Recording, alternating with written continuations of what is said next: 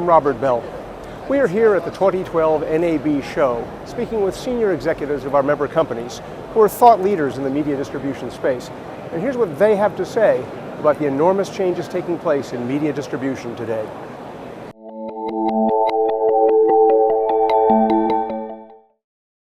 Well, we sort of obviously focus on our core customers first and foremost, and so what we really look after is the broadcasters and programmers that are on our systems. We're a large satellite operator operating, we just launched our 50th satellite in operation, so we're got quite a large business. In the Americas, our key focus is the media distribution neighborhoods, the cable neighborhoods as they're known. We have them in North America, one for Mexico, and one and several in Latin and South America. And what we're trying to look after is understand the dynamic for the programmers, what they're looking for distribution, and primarily this is traditional linear signal distribution, and their business model, as well as looking at the distribution models and consumption models downstream that people are doing, and because that's very fluid. I mean, you come to the show and you see all these different sort of opportunities and activities that are taking that video signal and repurposing it, trying to get it everywhere, if you will. But there's also a lot of user-generated content that we're seeing at that part of it. So I think our key thing we're looking for is a movement in two directions. One direction is the expansion in formats, obviously HD, 3D, now it's the Ultra HD, because that drives what they need in those distribution neighborhoods, the quality and the activity there. And the other sort of countervailing threat is the compression and new advancements that sort of get more bang for their buck in the use of our capacity. So those are the two that we really watch closely, we're involved in.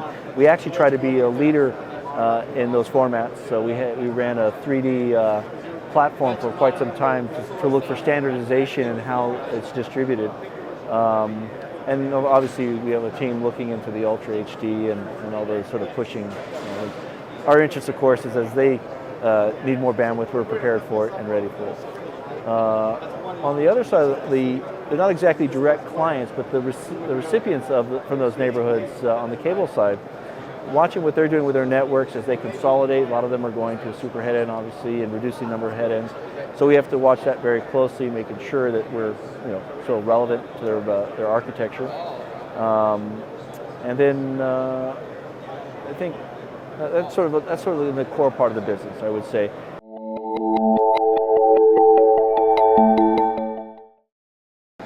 It's interesting because there's a part of them that are really trying to make sure their core linear distribution system is, has access to all the users out there, as well as has a very redundant and high quality platform. But then they're also obviously exploring new distribution models and new opportunities and repurposing the signal. So we've tried different IP initiatives. We had for several years an IP distribution platform for the telcos that we tried. Not everything's going to work. We look after that, but we're trying to show that we understand that the model's evolving, and we got to help them and work with them on that front. So that's been where our effort has been. But their priorities, I would say, is obviously continues to be access and making sure they get as many eyeballs as possible, and then also because of the global nature of SES. Many of the programmers that are in one region want to access to other parts of the region, and that's something we're trying to help facilitate. And we have platforms that we are working on to do so. So, for instance, in Europe, our colleagues are working on an HD Plus platform that's working with the market there in Germany for the analog to digital conversion, because that's something the programmers wanted and needed, and it's been successful. So that's an example of us sort of migrating with the programming community.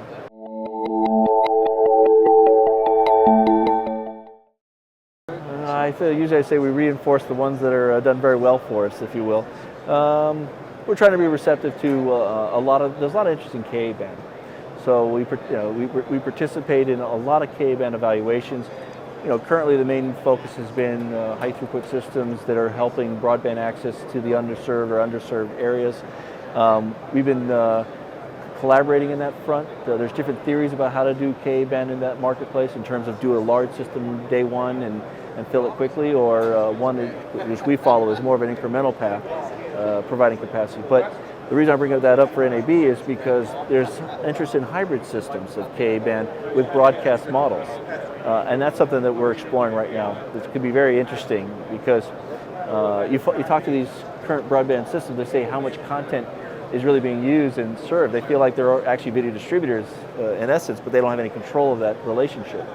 And so there's models that are looking at how do you sort of bridge effectively a DTH platform with an HTS approach and become sort of a hybrid.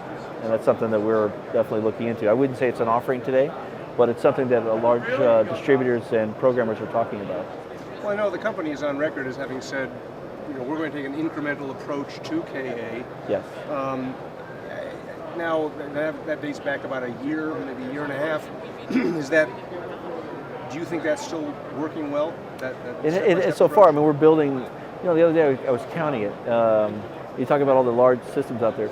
SES has, I think I counted correctly, that we have a total of 12 satellites with Ka-band on them.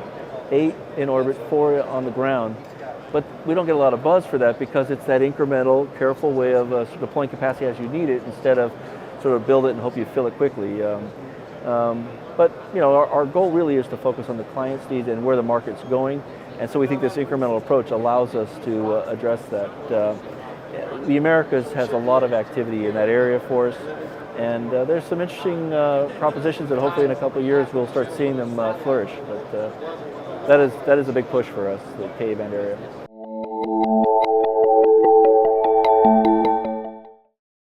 So I have this theory about consolidation and fragmentation, right? They're always going on at the same time. Everyone says that we keep seeing consolidation and that we're all going to be sitting there going, oh yeah, we knew that was all going to come together and there's this sort of steady state, mature market and we're just going to sit back and watch it. And then all of a sudden you see all these new things coming along that fragment, this idea of consumption everywhere and how people want a common user experience, regardless if it's coming through the cable system, the internet, or wireless technologies. And so I think it'll be very interesting to talk about new, on the consumption side, new usage or platforms that allow you to say, I don't care, I got it through my cable company or I got it through my internet or my cell phone. My experience, or even I produced it myself, my ability to consume it is common. I can just store it, forward it, send it, things, and that's going to be a very dynamic environment. I think that's continuing to go. I mean, everyone's rumoring that a few people like Google, Apple, and Microsoft are on that wavelength, and I think in 2015 we'll all say, oh yeah, I knew that was coming, or a component of it will be. On the satellite side of it, I think you're going to see continued Ka-band expansion. A lot of things that are deploying will hopefully be deploying at that point, especially in Latin America. We see a lot of that coming. And by 2015, we'll see how well the HTS systems, Viasat and HNS have taken off. Hopefully they do well.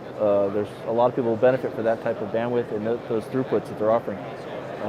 So that'll be an interesting test for all of us.